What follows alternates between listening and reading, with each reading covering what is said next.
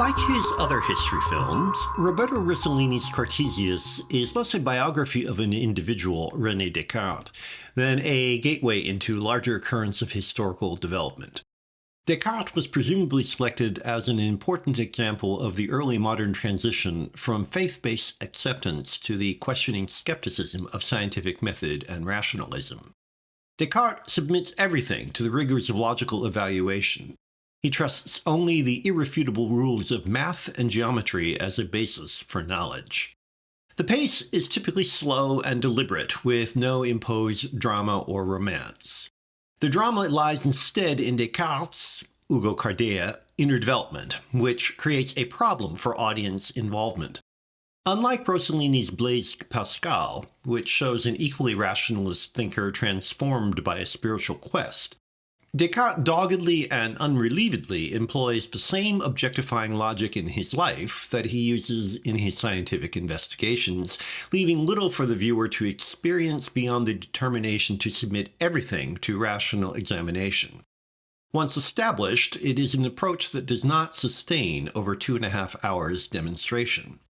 Another character says of Descartes that he is the most restless person he has ever met. While that restlessness is clearly meant as an objective correlative of his intellectual dissatisfaction, events on the fringes of the action hint that Descartes recognizes the need to keep one step ahead of political persecution. He even delays publication of his discourses after working on them for years, when he learns that Galileo has been imprisoned by the Inquisition for similar ideas.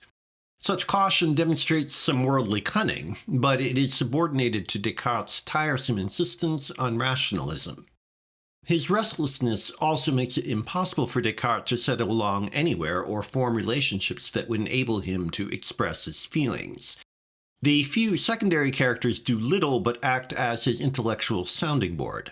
The death of a loyal servant is barely mentioned, and even the loss of Descartes' daughter is treated as not much more than a plot point to be checked off. The results are stultifying. I am generally sympathetic to Rossellini's efforts, but Cartesius is dry, pedantic, repetitive, and frankly boring. It actually put me to sleep at one point. Some diverting, unexpected details, including an early scene in which Descartes practices his fencing, or the eerie bird's head costumes worn by men gathering the bodies of plague victims, occasionally enliven things.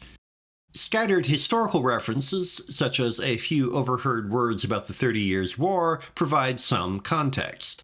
But even the richly detailed depiction of 17th century Holland feels more independent of the action than an integral part of it. Cartesius fails because it centers on a man who suppressed the qualities that would have made him interesting as a human being, like an actor without a script crossing an empty stage. It is praise of a kind to say the film is as rigorous as its subject, but also a warning to expect little pleasure.